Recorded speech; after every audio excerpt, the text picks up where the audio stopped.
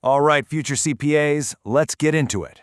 Today, we are laser focused on a topic that is basically guaranteed to show up on your board exams: SSS contributions and, more importantly, the penalties. Look, this isn't about just memorizing facts for a test. We're going to build a mental model here that's going to stick in your brain for the long haul, right up until you're sitting for the LCPA. Let's do this. So here's our game plan. It's simple, it's logical. First, we'll crack the code on the MSC. That's the foundation for everything. Then we'll jump into the actual formula, the numbers part. After that, we'll cover what employers have to do. Then the juicy part, what happens when they mess up, which is that 2% penalty rule. And we'll wrap it all up with a super fast review that you're definitely going to want to save. Okay, let's start with the absolute bedrock of all SSS calculations, the monthly salary credit, or what we call the MSC. Seriously, if you don't get this one concept, the rest of it is just not going to make sense. Now, the key phrase right here is compensation base. This is super important to understand. The MSC is not your exact monthly salary. Don't get tripped up on that. Just think of it like a series of salary brackets that the SSS uses. It's their way of standardizing everything so they can easily calculate how much you contribute and, later on, how much you get back in benefits. And this right here shows you exactly what I mean. By 2025, the law sets a clear floor and a ceiling. So even if someone earns less, their contribution is calculated as if they're earning at least 5,000 pesos. And for the high earners, it doesn't matter if they make $1 million a month, their contribution is capped at the 35,000 peso level. You've got to lock in this range for the exam. All right, so now that we've got the MSC down pat, let's jump into the math. Let's break down how the actual contribution is calculated. You'll notice the rate has been climbing up. That was planned, all part of a law to make sure the SSS fund stays healthy for the long run.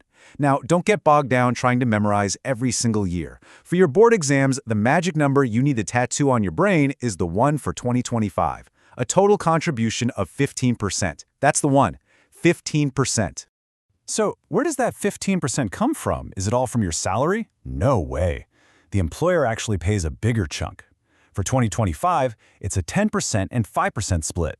10 from the employer, 5 from the employee. Here's an easy way to remember it. The employer pays double what the employee pays. It's a 2-to-1 ratio. And that brings us perfectly to the employer's role. See, it's not just about forking over their share. There's a whole process with really strict rules and deadlines. And trust me, this is prime material for those tricky situational questions on the board exam. Just think of it as a 4-step loop. It's pretty simple. First, they deduct your share from your salary. Second, they add their own share on top. Third, they send the total amount, both shares, to the SSS. And fourth, they file a report saying who they paid for. Here's your study hack. Just 4 words. Deduct, pay, remit, report. Say it with me. Deduct, pay, remit, report. So, when does all this need to happen? Well, the law is crystal clear on this. For example, your contribution for the month of January has to be remitted by February 10th. It's always within the first 10 days of the next month. This is a classic exam question, so burn that into your memory. First 10 days of the following month. Okay, so we know the rules, we know the deadlines, but what happens if an employer messes up? What if they're late? Let's talk consequences, because this penalty is probably one of the most tested and most misunderstood parts of the SSS law. Let's imagine this. The deadline is February 10th. The employer gets busy, forgets, and only pays on February 11th. Just one single day late. What's the big deal, right? What's the damage? The penalty is 2%. And you might be thinking, oh, okay, 2%. That's it? But hold on. There's a massive catch. This is where everyone gets it wrong. And there it is. That's the knockout punch. It is 2% per month, not per year. Do the math. That's a 24% annual interest rate. This is the #1 trick question they love to throw at you on the LSCPA. They're checking if you know that it's a monthly penalty and that it kicks in from the very first day it's due.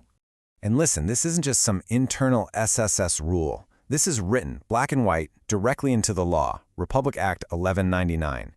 The wording is so clear, 2% per month from the date the contribution falls due until paid.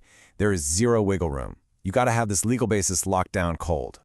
Whew, okay, we've covered a ton of ground. So now let's put it all together. We're going to distill everything into one single high-impact slide. This is your ultimate cheat sheet for this topic. Pay attention.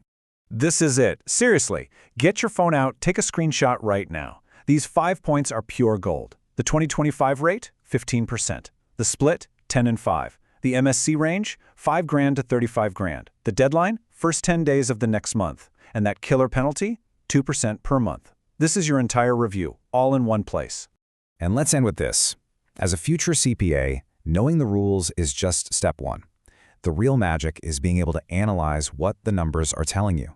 So, when you're looking at a company and you see that their SSS payments are perfect, always on time, what does that really mean? It signals they have good cash flow. It shows they have strong internal controls. And most importantly, it shows they respect their employees. It's a tiny detail that tells a huge story about the company's health and its character. Something to think about. And that's it for now. Go crush it.